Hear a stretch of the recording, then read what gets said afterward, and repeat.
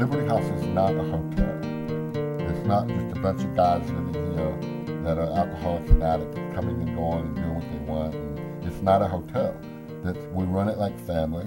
Everyone cares about the next person.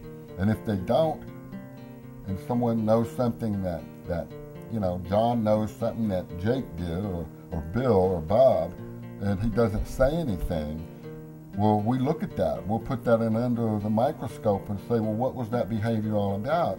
You knew that this guy was getting ready to drink, and he was talking about getting high.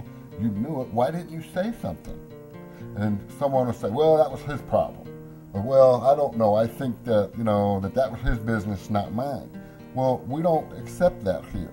There's a very strong emphasis here at Liberty House on family involvement. And on Saturday we meet, and as many family members can come and interact with the whole process, because there's the belief system is that this is a family disease. And so what the people learn here is how to be a family and interact and function like a family and care about each other. And that's what they take out into the world with them when they leave here. The whole family system will start to get more healthy in terms of looking at what goes on, the mechanics of the family and how things are denied, or they'll start to look at what they saw, how they saw their parents interact, and how they formed their own ideas and concept of what they needed to do for themselves.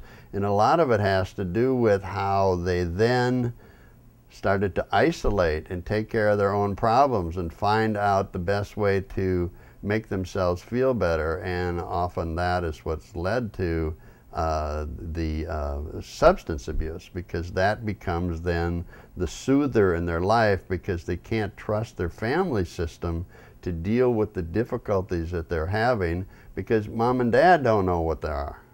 And that's one of the real benefits of the experience here at Liberty House. Yeah, family members have to take a look at what they're doing too. The problem we have now is family members don't want to go to their own 12-step meeting. They don't want to get into recovery themselves. They still have this belief that it's not their problem. They have nothing to do with it. It's his problem or her problem. And because of that, they don't want to go to meetings. They'll come to our meetings here and participate as much as we will drag them into it. Some of our graduates have relapsed after a year, 2 years, and what ended up happening in one case in particular is that this youngster had over a year, and he began to slip and slide in his meeting attendance outside the house, and started getting into old behavior again and whatnot. And all through the whole year and a half that he was here, 2 years maybe, year in the house, and then he got sober, got his second year birthday outside the house, and something like that. And but he began to rebuild that relationship with his family while he was here. They made changes. They began to go to their own 12-step meetings for their own support. And so everything was moving along very well. The kid was sober for the first time after many places that he'd been in that didn't work. So he comes here, and now he's getting sober. The family's in recovery and everything. They're growing. Well, he moves out of the house and then starts slipping and sliding in his meeting attendance. And then the next thing we know is that the parents start falling back into what they used to do, which was enable. And the kid had a hard time holding down a job because of this behavior that he was engaged in, and just so what ended up happening is they started paying for him to go to school again, which he couldn't hold down a job anyway. I mean, he was fired from several jobs. He got a job at like one of the movie theaters. He was fired within a week for non-attendance, not showing up. So his parents sent him to school and picked up the tab for all that and started kicking down money to him every month. And he's loaded now, needless to say. He couldn't do schoolwork either. And so they're right back where they started from, just because not maintaining a program of recovery all along the way.